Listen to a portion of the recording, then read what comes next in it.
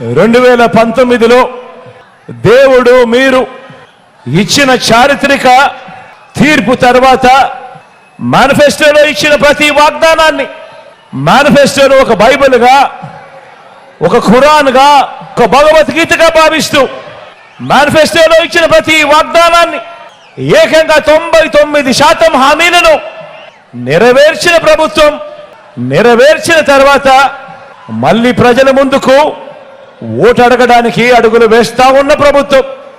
విశ్వసనీయతకు ఇది అర్థము అని చెబుతూ అడుగులు వేశాము. ఈ 58 నెలల పాలనలో 5 ఏళ్ళు మన ప్రభుత్వం మంచి పాలన అందించిన తర్వాత ఇవాళ మళ్ళీ మీ ముందు నిలబడి ఇంత మంచి చేశాము అని సగర్వంగా, సవినయంగా చెప్పగలుగుతున్నందుకు నిజంగా చాలా సంతోషంగా ఉంది అని ఈ సందర్భంగా చెప్తా ఉన్నా.